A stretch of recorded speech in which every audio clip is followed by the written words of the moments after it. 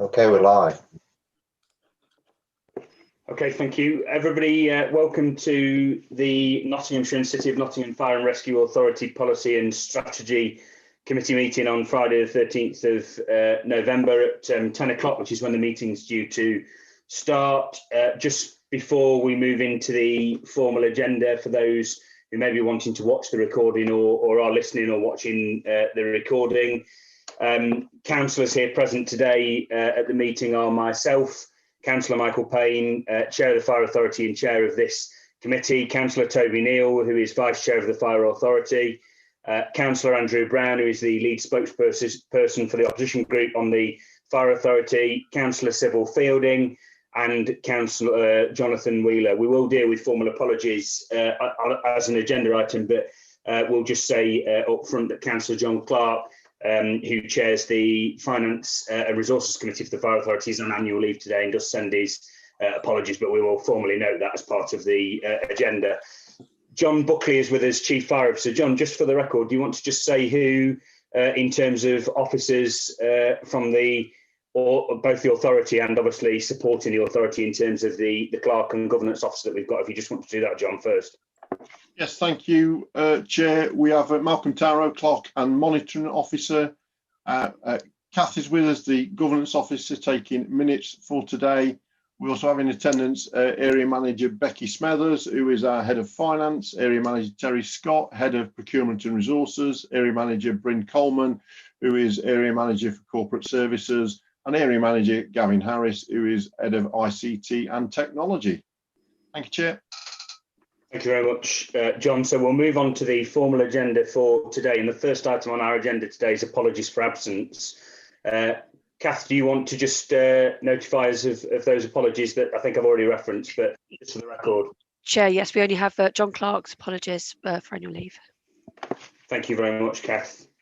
And I don't think there are any other apologies. So we'll move on to item 2 on the agenda, which is declarations of interest. Are there any declarations of interest by any elected members or any officers? No, I'm seeing no declarations of interest, so I'm going to take it that there are none and move on to item 3 on the agenda. So item 3 on the agenda is the minutes. That's the minutes of our meeting held on the 24th of July, which are here for our approval. So in effect, that's a record of the meeting that we held on the 24th of July. So I'm going to open it for any comments or questions on the minutes from elected members. I'm not seeing any notifications, so I'll ask elected members if they're happy to approve the minutes as an accurate and correct record of our meeting. People happy to approve, please signal. If you just hold your hands up so I can see clearly on the screen. Yep, that's unanimously approved, so those minutes are approved. Item 4 on our agenda today is Her Majesty's Inspectorate of Constabulary and Fire and Rescue Services update, which is a report from the Chief Officer. So this is an update on the authority's response to the inspection that took place, I think a year ago now, time flies, probably just over a year ago, by Her Majesty's Inspectorate of Constabulary and Fire and Rescue Services, and it's an update on how the authority's been responding. John, are you leading on this report for us? Chair, thank you. Yes. Yes, you'll recall we were inspected, our first inspection of the HMI back in July last year. The inspectorate identified 25 areas for us to consider for improvement. Those areas were turned into an action plan presented to the authority last year, and authority decision was that all scrutiny of those actions would be dealt with through the committee structures. Now, clearly through the COVID process, we've only been running policy and strategy in full authority, so therefore all of the current scrutiny is being undertaken by this committee. So this report brings you the update on work so far.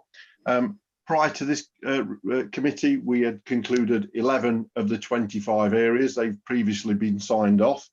And I'm really pleased to say that this report brings forward another 6 of those areas to be confirmed as completed today. That takes us to 17 from the 25. So we're making really good progress on those areas. The 6 areas are identified under 2.5 in the report, and there's an appendix to the report which has got the full table of all 25 areas. I think what I would just do is highlight some of the 6. One of the areas where we've made real strong progress is individual performance targets, and that's AFI 23. So this year we've introduced a new PDR appraisal system into the service. That's been rolled out right from myself, undertaken by the chair, right down to every individual in the organisation, with key elements of our strategic plan within everyone's actual appraisal. So there's a clear link on how everyone has an influence and impact on the strategic direction of the organisation. And at the end of September, we had over 90% completion rate within the organisation as well, which is the highest level of appraisals that we've ever managed to undertake. So that's been quite a significant piece of work and a really, really good positive outcome. So that's just one of the areas which I would also identify. There's another one as well, AFI 11, and this is about arranging a programme of over-border exercises. Now, we're seeking to close this one off because we've actually put all of the processes in place to undertake this work, but unfortunately with the COVID restrictions in place and all the efforts that ourselves and neighbouring services are taking to reduce cross-contamination, we aren't actually undertaking physical exercise. However, we have done some desktop exercises and virtual exercises, and in terms of the process works in ensuring that we undertake those exercises, gather the learning from them and feed them into our respective services. So the system and process is in place, and as soon as restrictions are lifted, then we will engage in actual physical exercises. And members will be aware, particularly with our colleagues in Leicestershire and Derbyshire, through Tri-Service Control, we have a seamless approach to working over our border anyway. So when required to, we are working with our neighbouring authorities, but we're refraining from the exercising. So they're just a couple I would like to just pull out and highlight, but clearly if members would like any more details on any of the others, then happy to take any questions on that. Michael's probably pause there before I move on to the thematic inspection, what's taken place.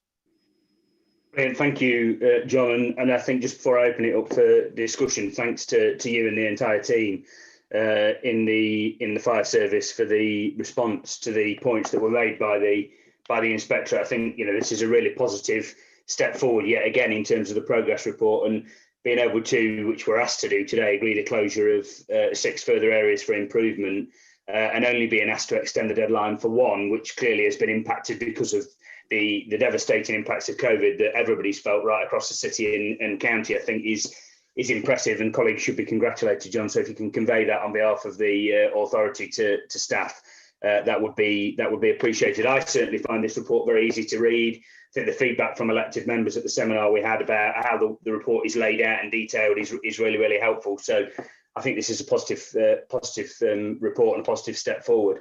I'll throw it open to any comments or questions from elected members on the report or what John's presented to us, or the recommendations. Jonathan?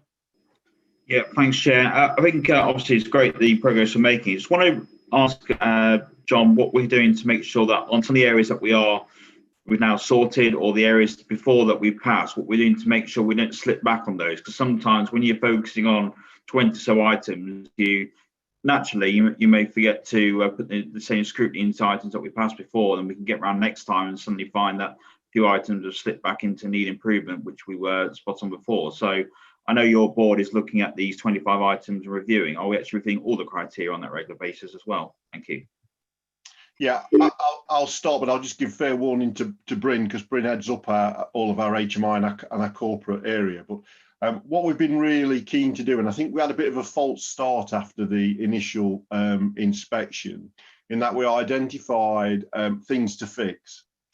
We then had the opportunity presented to us as one of our seconded officers returned from the HMI with a great deal of more insight and a lot of learning for the organisation. And actually we honed those original aspirations into a process of actually demonstrating assurance more than just actually fixing something. And in that process of demonstrating assurance, there's then ensuring that the work we've done is embedded and continues to be done. As well as the 25 areas for improvement, we also identified, I think Bryn will probably give you the exact numbers, another 50 other areas within our report where we should apply some focus as well in terms of striving to take the organisation from requiring improvement to good. So there's a whole host of other minor work streams in place. A lot of them feed into the 25 areas, but we've taken a holistic view around the whole inspection criteria, really, because what we don't want to do is focus on fixing one problem and take our eye off something else what's really, really important, and ensure we maintain focus on those areas as well. So if I just bring Bryn in, Bryn probably give you a bit more detail to the system, what sits behind that to ensure we capture everything. Yeah, thanks, Chief. And you're quite right. I think there was 46 areas for concern. I think the HMI's terminology is for that, Councillor. Prior to the last inspection, obviously it was our first inspection, and we were going into this blind like most other fire and rescue services. As the Chief's already alluded to, we've now got the benefit of a former HMI inspecting officer who's now leading our inspection team, which is quite fortuitous. And one of the recommendations he's brought back with him from the HMI, as opposed to just providing the HMI with the information that they require and then preparing the service for the inspection, is actually to do a pre-audit of all the areas prior to the inspection team arriving. So part of the work profile now of my department is actually to do pre-audits around the service prior to inspection to make sure that we're inspection ready. And that's certainly a lesson from the last inspection programme that we weren't aware of before, almost like an internal audit, just to make sure we're fit for inspection, if that answers your question. That's great, thank you very much. Thank you, Jonathan. Thank you, Bryn, for addressing that. Any other comments or questions from elected members on the report? I'm not seeing any indications. John, do you want to deal with the thematic inspection now, and then we'll deal with the recommendations of the report thereafter? Yeah, also, just the minor point, you did mention it, Chair, at 2.8, we're just seeking to extend the deadline by a couple of months. And this is really because we've not been able to do our kind of field work in terms of safe and well visits and check the system. But we just need a couple of months to gather that data up on AFI 4. So that's about targeting the prevention work. And you'll know through COVID, we've actually done triaging of our work and have just been focusing on high risk. So that's one other area. Moving on to the thematic, in October, we were inspected thematically on our initial response to COVID. So that was looking at the first few months, really from February, probably through till about June, July time. And they came into the service virtually in October for a week, interviewed about 9 or 10 members of staff, a few of us on this call, and quite importantly, interviewed the chair this time as well. So I think that's good in terms of direction of travel, in that the HMI now recognise and understand the value of speaking to elected members, because you'll be aware they didn't do that in the first round of inspection back in 2019. And I think just touching on Bryn's point, having the opportunity of the officer returning from secondment, we felt a much stronger prepared for the inspection this time around, and ensured that anyone who was taking part in the inspection had all the information they required at their fingertips to be able to present that full picture to the inspectorate. Because I think that's some of the learning we've got from the first time, is that we didn't probably present the full picture of the organisation. And we were able to do that back in October. I received informal verbal feedback from the inspection team at the end of the inspection. They raised no areas for concern at all in terms of the work we had done, and identified a couple of areas that we've been working as being really good practice. So that's all caveated in that they'd still got documentation to review and a triangulation of all the evidence. But I'm hoping that when we receive the written letter, it's not a report as such, when we receive the written letter in December, I think it's going to reflect very positive on the authority that we've fared quite well through COVID. And so as soon as I get that, I'm conscious we won't have any authority meetings until the new year. With your permission, Chair, I'll share that letter with all the elected members, and as soon as we are able to, which will probably be a policy meeting early in the new year, I'll bring a formal report to present that formally and publicly to members as well. Thank you very much, John. That's really helpful. Any comments or questions for John on that last bit of the report back on the thematic inspection?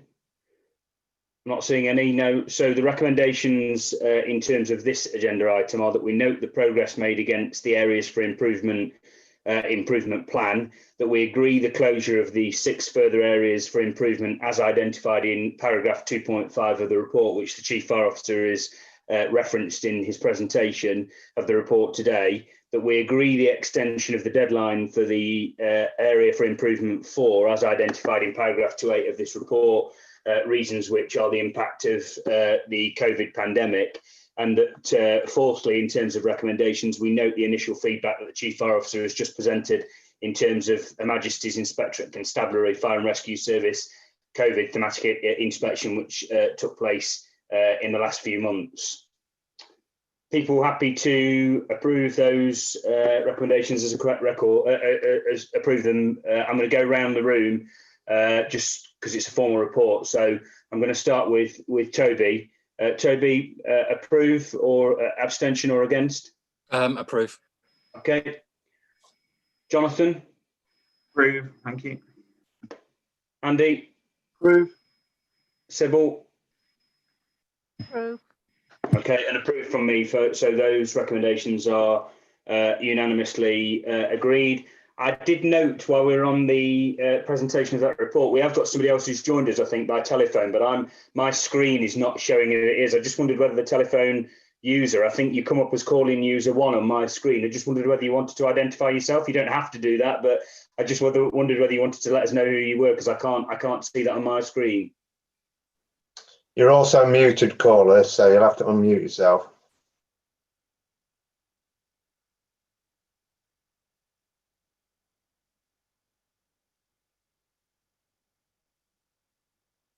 No, not getting any feedback. Okay, we'll move on with the agenda, next agenda item. So the next agenda item is the Local Firefighter Pension Board Annual Report 2019-2020. This is agenda item 5 on our report, and I believe that our Head of Finance, Becky Smathers, will be leading on this report. Yes, thanks. Thank you, Chair. So the Fire Authority is the scheme manager for the Firefighters Pension Fund, and that's a role that's outlined in the Public Service Pension Act. And the role is delegated to myself on a day-to-day basis. And that's the purpose of this report, is for me to report back to you on the activity that I've undertaken in that role, and also that of the pension board. So this has obviously been a bit of an unusual year. Normally we would have 3 meetings of the pension board in a year. We had one set in the 16th of March, back in the 16th of March, which was cancelled last minute due to COVID. It was just when we went into the first lockdown.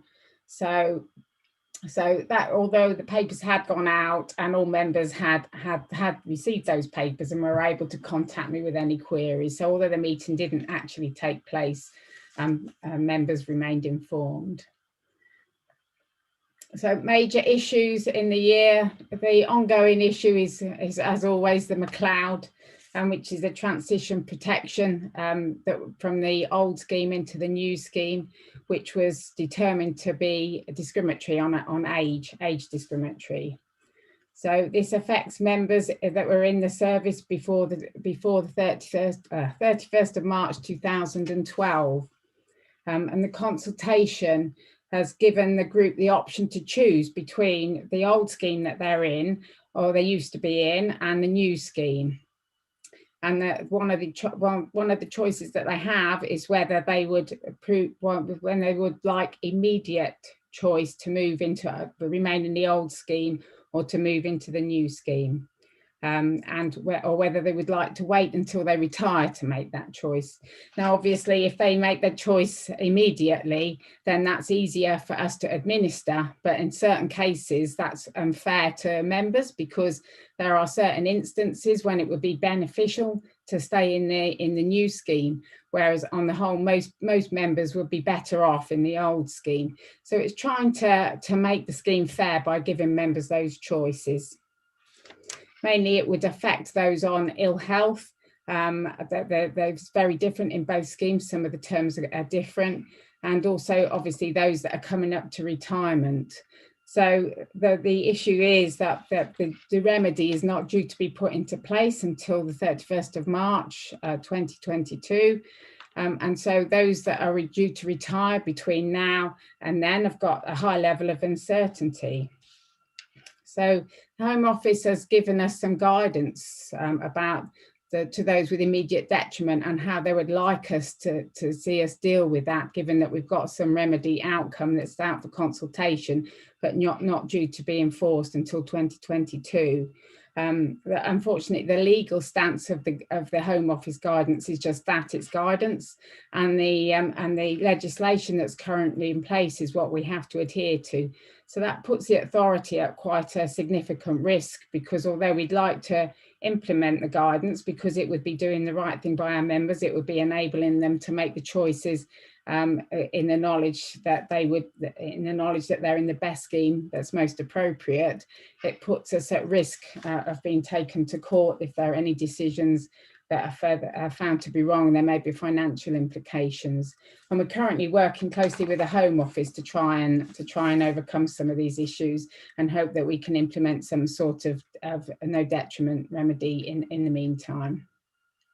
It's further complicated because we're about to transfer to our new administrators.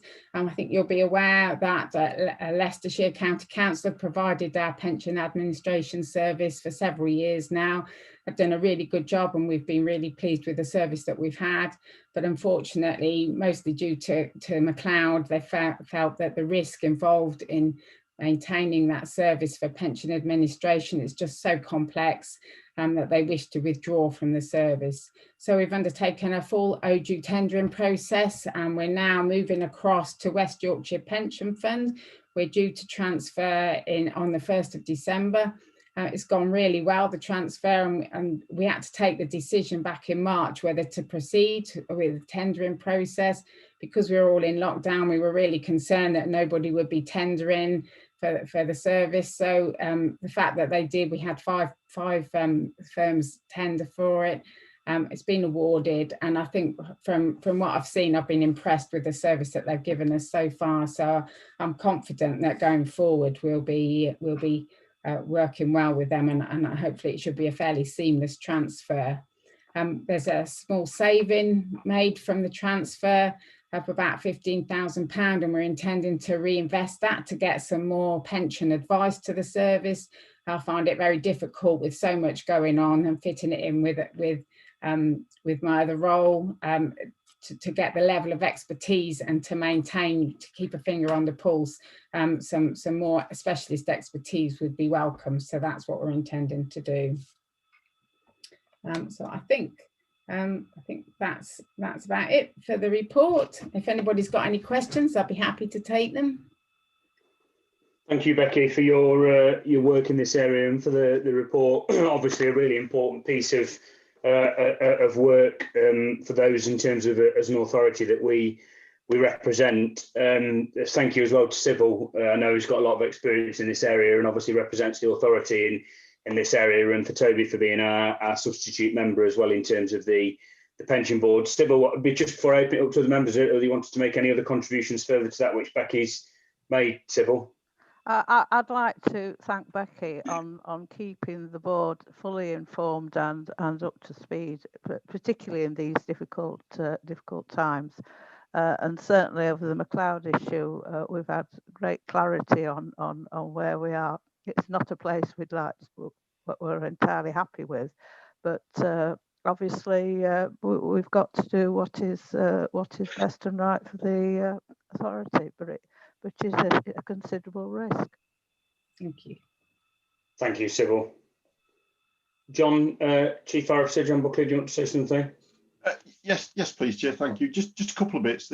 Becky mentioned about additional support. We're looking at doing that in collaboration with both Derbyshire and Leicestershire, so we get a bit more bang for our buck, really. And also, it is so complex, and each individual presents individual sort of issues around each case, so that extra support will be very welcomed. we're also looking at other areas in the East Midlands. They're also looking at changing provider, and we've extended our current collaborative working arrangements with Derbyshire and Leicester. If they were to move to the same pensions administrative provider and aligned in terms of our policy decisions, then we'd openly welcome them into a larger East Midlands network, I think, because that's beneficial. And then just the final point I make, Chair, is in my role of Head of Finance for NFCC nationally, yesterday myself and the Head of Pensions for the NFCC, we met with Home Office officials who deal with the pension, and we're now going to set regular meetings in terms of NFCC and Home Office to work together, as no doubt this will play out, but also the new scheme which will come online in 2022 as is indicated by the government. So we're trying to work from a professional advisory capacity from the NFCC with Home Office, assisting them with that work. So I'm going to be quite close to that as well. So I think we'll be as well informed as any authority in dealing with the transitional period. Thank you, Chair. Thanks, John. That's really helpful. Any other comments or questions from elected members on this report? The recommendation in terms of this particular report then on the local firefighter pension board annual report 2019-20 is that members take note of the activity of the pension board and pension scheme manager during 2019-2020. So again, I'm just going to go around the room. For, against, or abstention. Toby? For. Thank you. Jonathan? For. Thank you. Sybil? For. Thank you, Sybil. Andy? For. Thanks, Andy, and 4 from me. So that recommendation is unanimously agreed. We now move to the next item on the agenda, which is item 6, which is the exclusion of the public. So I'll just read out the relevant wording. So to consider excluding the public from the meeting during consideration of the remaining items in accordance with section 100A of the Local Government Act 1972 under Schedule 12A, Part 1, Paragraph 3, on the basis that, having regard to all the circumstances, the public interest in maintaining an exemption outweighs the public interest in disclosing the information. So I'm just going to ask for people's approval that we exclude the public on that basis. Just show of hands. Okay, that's unanimously agreed. So I'm now going to ask all members of the public to leave, and also I'm going to ask Gavin to cease the recording of the meeting so that we can go into the closed session as has been approved under the legislation